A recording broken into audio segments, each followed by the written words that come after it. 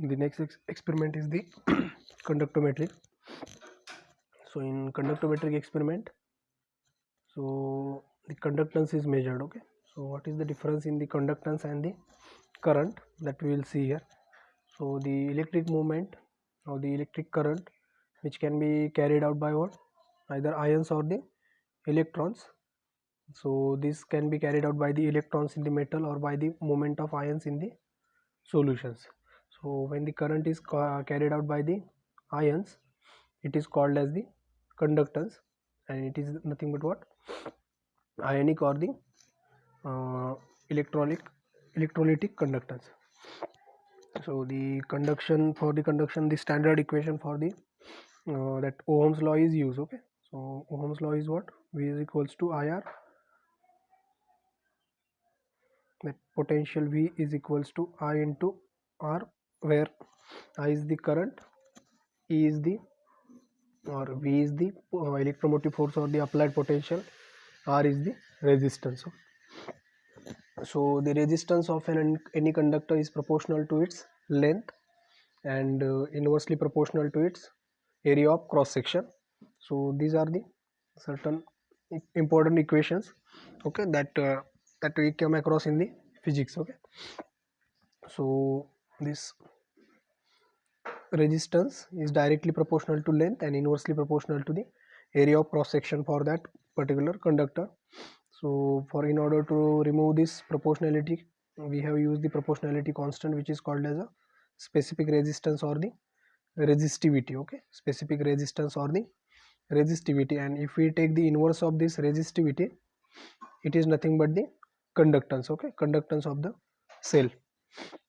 So the conductivity of a cell, which will use for the conductance of various types and various shapes of the electrode. So it will consisting of the two electrodes, which are made up of the platinum foils, which are kept at a fixed distance. So generally the distance of the two electrode is kept as a 1 centimeter. Okay, standard difference. So in order to estimate the polarization effect, the electrodes are coated with the finely divided platinum black materials. Okay, so these are the certain formulas. So this is the like internal structure of the conductivity cell. Okay, so in conductivity cell there are the two platinum electrode. Okay, one which is coated with the platinum black and another one is the platinum foil. Then at the bottom there is a glass plate, and inside there one solution is there, KCl solution is there. Then outer coating is there, that is glass coating is there, and pyrex glass is there. So various types of glass coatings are used for the construction of this conductivity cell, and generally this distance between these two plates is kept as a 1 centimeter. Okay, and the area of cross section is also taken as the 1 centimeter square. So cell constant is approximately equals to 1. Okay, so what do you mean by that cell constant? So cell constant is nothing but that, okay, this value is nothing but cell constant, this L upon A. So L upon A is nothing but the cell constant. Okay, so here you will see this L upon A is the cell constant. So this is generally represented by the small b. Okay, letter small b. So in order to obtain the specific conductance of a substance, we need to like multiply the conductance which is obtained on the conductometer by the cell constant. So what are the important application of the measurement of this conductance of a solution? So in order to determine the degree of dissociation, to determine the solubility of the sparingly soluble salts. Okay, then conductometric titrations and determination of the degree of hydrolysis for the, sorry, degree of hydrolysis for the various salts. Okay, so these are the units that are used for the resistance and the electrical conductance. So for the resistance we use the ohm unit, and the symbol for that is likewise, okay, ohm. And for the electrical conductance we use the symbol as a Siemens, which is represented as a S. Okay, or again we can say that it is a per ohm. Okay, per ohm is nothing but the Siemens, because it is the inverse of resistance or resistivity. So these are the certain important values for the KCl. Okay, 0.1 molar KCl at normal or molar, because this KCl is a univalent ion, so normality and molarity will remain as it is. So these specific conductance values for this KCl solution at various temperature are given. These values are required for the obtaining the cell constant. Okay, for obtaining the cell constant. So for measurement of cell constant, we will require the 0.1 normal KCl solution. So when we like dip that, there are the like, if we, okay, here. So this is the look for the digital conductometer. Okay, digital conductometer. So in conductivity cell, you will see the various knobs are there. Okay, so this first knob is for the power on off knob, means the instrument will be on only if you will keep this knob open. Okay, on knob open. Then next there is a, this knob is there, which is the use for the standardization and the for the measurement of our analyte solution. Okay, for the standardization and for the measurement of the analyte solution. Then this is the ports for the attaching the electrode. Okay, so conductivity cell, it has two terminals which are commonly connected to the conductivity cell. Okay, we have seen that there are the two platinum electrodes, so that two platinum electrodes are connected to this terminus. Okay, here, and these are the range selector values. Okay, range selectors. So once you want like standardize this conductivity cell, what you need to do, you just need to put this knob on the standard. Okay, we need to put that knob on the standard, and the reading on this instrument should be 10.000. Okay, so the, okay, this is, should be in the millisiemens. Okay, millisiemens. So here the reading should be 10.000, and this knob should be on the this 20 millisiemens. Okay, here it is millisiemens. So this knob should be on this 20 millisiemens, and you should get the reading here as a 10.000. So once you have obtained these values, your instrument is standardized. And if it is not standardized, there is one another knob is there for the standardization of this conductivity cell. So you need to like rotate this knob on either clockwise or anti-clockwise. Okay, so depending upon this value, whether it is higher or lower than 10, so depending upon that values, you need to rotate that knob either in clockwise or anti-clockwise direction, so as to get the value of 10. Okay, so once you have obtained that value, you just need to revert that knob. Okay, revert that knob as a conductivity cell. Okay, conductivity cell, and you need to insert this electrode in the 0.1 normal KCl solution, that is standard 0.1 normal KCl solution. So once you have inserted that, you will be seeing certain values. Okay, you will see certain values, say around 17 or 16 something values. Okay, these are in the millisiemens. Again, these values are in the millisiemens only.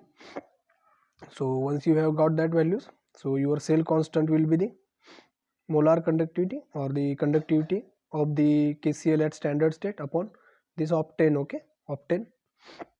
This is the another formula. Okay, for the KCl. So from here you will get the specific conductance. This is say up to say 27 degrees centigrade.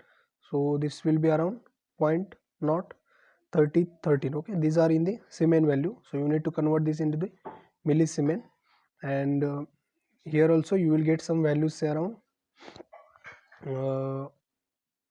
16 or something. Okay, so that value is what, 0.01313 divided by 0.0160, say. So based upon this, you will get the cell constant, whose unit is again per centimeter. Okay, so unit of this cell constant is per centimeter. So we need to use this cell constant for the further experiment. Okay, and you need to be like obtain the cell constant value only once. Okay, so before performing experiment only we need to obtain the value of cell constant.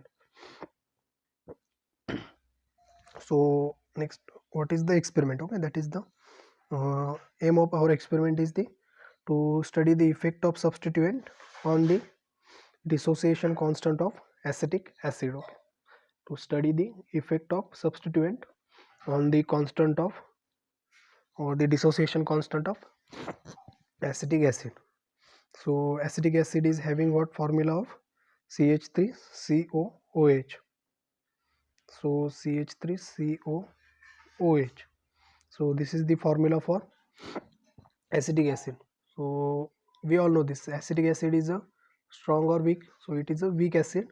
So it has only one proton that can be replaced. So it is a monobasic acid. So this is a quite weak acid. Okay, acetic acid is a weak acid. So how will you increase the acidity of this acid? So either we can attach the electron withdrawing group here.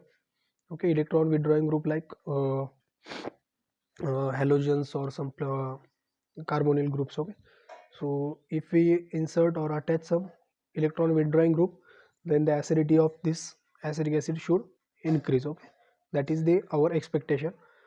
So for that purpose only we will first measure the acidity for the acetic acid. Then next we will measure the acidity for the monochloroacetic acid. Means what? One of the proton from the CH3 has been replaced by the one chlorine. Okay, the other structure will remain as it is. Then this again we can have the monochloro, then again we can get dichloro. Okay, dichloro means what? Cl2 CH COOH. Okay, and last one is the trichloroacetic acid. Okay, trichloroacetic acid. So trichloroacetic acid. So this is the structure for the trichloroacetic acid. So what do we expect from this acidity trend? So as the number of electron withdrawing groups are increasing on the adjacent carbon, that is this carbon, so you will expect that the acidity should increase. Okay, from acetic acid to the trichloroacetic acid. So in order to prove that assumption we need to perform the experiment. Okay, so what is the expectation? So increase in the number of electron withdrawing substituent causes the increase in the strength of acid.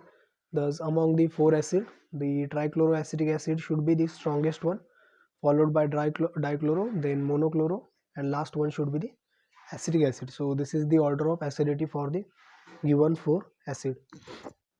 So what are the requirement for this? So first requirement is the conductometer and the conductivity cell. Then beaker is required, burette, then standard measuring flask. This 0.1 normal KCl solution which is used for the standardization of the cell and to obtain the cell constant. Then various solution, that is 0.05 normal trichloro, monochloro and dichloroacetic acid as well as acetic acid. And this is a what instrumental experiment. So we have to use conductivity water, which is also called as a distill water. Okay, so we have to use the distill water for this experiment. So first of all we need to determine the cell constant. So how will you determine the cell constant? So that procedure is already explained in the instrumental part. So once we have got to that cell constant, we will further prepare the these solutions. Okay, so for these solutions for this experiment we will require the okay this observation table is required. So suppose this observation table is for for acetic acid. Okay, I will represent by it AA.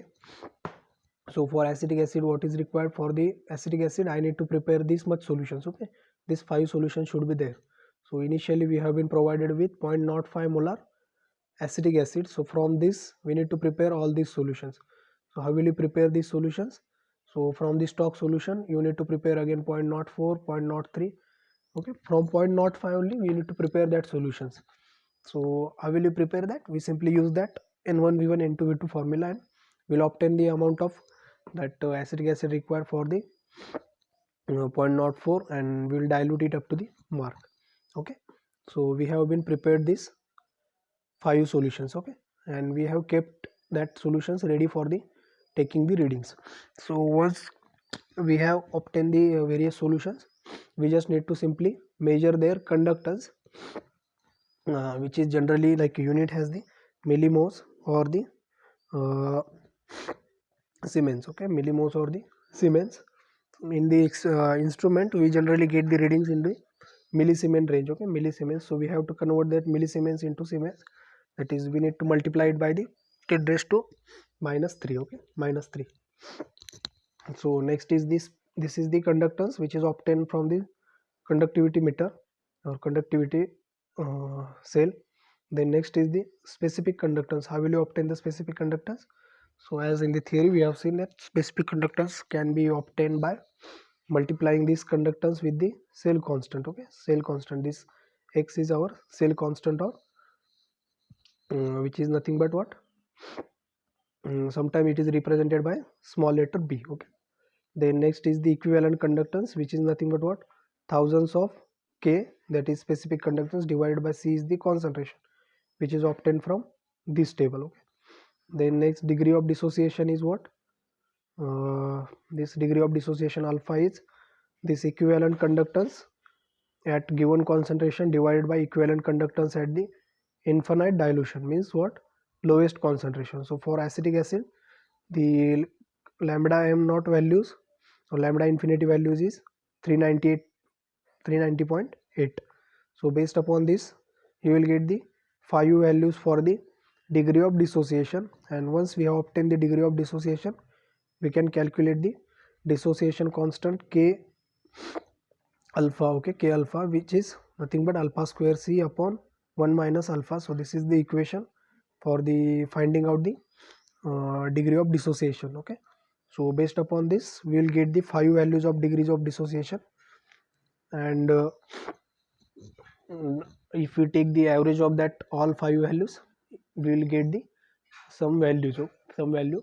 So for the acetic acid, the dissociation constant value is in the range of 10 raised to minus 5. Okay, your integer might be like say 3.5 or 3.2 as such, but the power of the answer should be in the 10 raised to minus 5. Okay,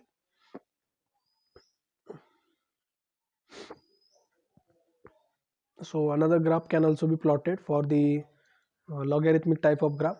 So based upon these two methods, that is, we can obtain the average value of this k. Okay, so for obtaining the log k value, we just simply like need to plot this value of ka, that is log k versus square root of concentration, square root of concentration. If you plot that graph and if we find out the this y intercept, we'll get the value of log k. So for obtaining the value of k, we need to take the anti-log of this y intercept. Okay, so based upon this we'll see that the same experiment is repeated for the dichloro, trichloro and monochloroacetic acid, and we have obtained the two values, that is one calculated and one graphical, calculated graphical. Okay, for each acid. So in total there are 8 values of the dissociation constant. Okay, 2 for each acid. So I will tell you the expected values. So for acetic acid, first for acetic acid it is 10 raised to minus 5. Then for monochloroacetic acid, the expected value is 10 raised to minus 3. Means integer might be like it can be ranges from 5 or 6. Okay, as such, but the power of the 10 is more important for us. Then dichloroacetic acid. So dichloroacetic acid is having the dissociation constant in the range of 10 raised to minus 2, and last is the trichloroacetic acid, which is having the value of 10 raised to minus 1. So of this we can see that this trichloroacetic acid is the most acidic substance. Okay, so what we can make the conclusion, that is, it can be concluded that in the increase in the number of electron withdrawing group, the strength of the acid is also increases. Thus among the 4 acid, the trichloroacetic acid is being the strongest acid, followed by the dichloro, monochloro and last is the acetic acid. Okay, so for this this experiment we will require lots of calculations. Okay, lots of calculations because these formulas are quite lengthy, and for this we will like plot the graph of this square root of the log k versus square root of c. So here also this will also involve some calculations. Okay, so what type of questions you might expect from this experiment? So simple questions like, first of all, so the structure of this, the conductivity cell. Okay, so how will you represent that conductivity cell, and what is the various parts in that conductivity cell. Then next is the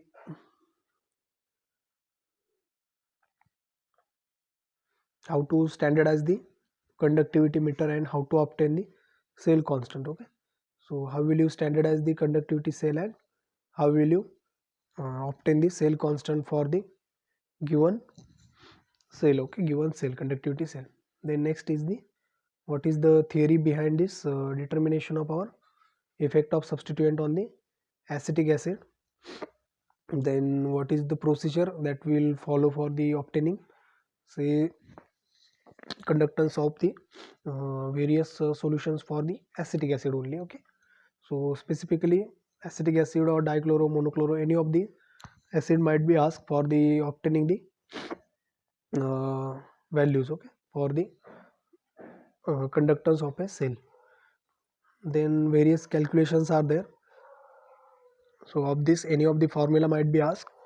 And last one is the what is the conclusion from this experiment. Okay, so what is the conclusion from this experiment?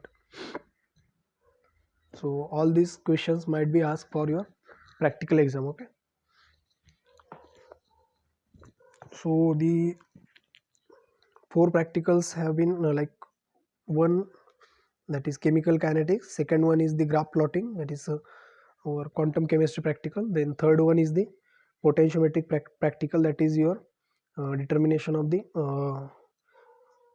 phosphoric acids. Okay, the pK values for the phosphoric acid, and last one, which is this experiment, is the effect of substituent on the acetic acid. Okay, degree of that dissociation we have to find out. So for this, all this experiment, you should like try to read the procedure and formulas related to each and every experiment. Okay, thank you.